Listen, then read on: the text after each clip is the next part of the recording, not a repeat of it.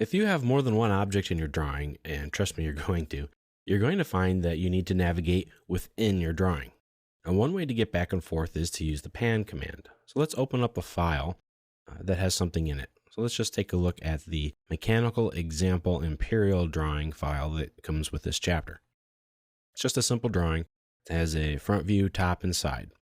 Now panning is not that difficult, not anymore. For many releases, we've had real-time panning. That means you can see where you're panning. The screen moves with your pan, essentially. There are many ways to get to the pan command. If you're not in any commands, just sitting around, and panning sounds like a fun thing to do, you can type in the word pan, P-A-N. Press enter. You get this little hand, and it's on your screen. You left-click, hold it down, and then you just move around. That's the pan command. Press enter to get out of it, or the escape key. Very simple. Now there are other ways to start the pan command. You can just type in the letter P on the command line and press enter. There you go, you're back to the pan command.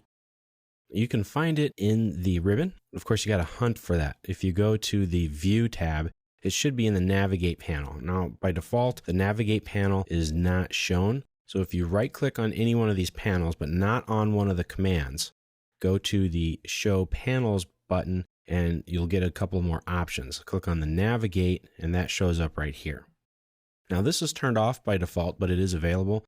If I just click on the pan button right there to start the command, you can see I have access to the pan command.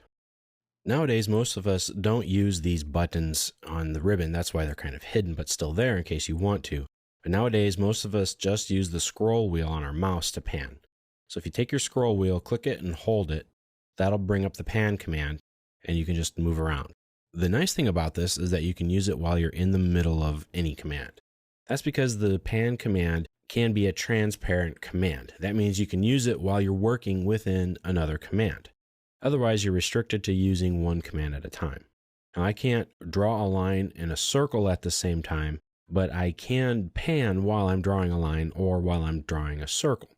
So if you pick the pan command from anywhere, it will automatically be a transparent command. But if you want to type it in on the command line, you must first type an apostrophe, then the word pan. So if I start the line command, as an example, start drawing. If I use my mouse, I can just pan. It's that simple. That's why we typically don't go to these commands anymore. If I click the pan command inside the ribbon, and I can pan around, but I kind of lose where my line work is. So to get out of there, just press enter, and I'm still in my line command. Now if I want to type it in, I have to first type in an apostrophe, and then type in the command, pan. Now it's transparent, and I can move around. If I just try to type in the word pan, AutoCAD doesn't know what to do. So as you can see, the absolute easiest way to use the pan command is with the scroll wheel on your mouse. Now, one little caveat that you might find, if you're using a Logitech mouse, a lot of times it doesn't work. Sometimes it'll work for a while and then just stop working. I've used a lot of Logitech mice in my time, and I love them.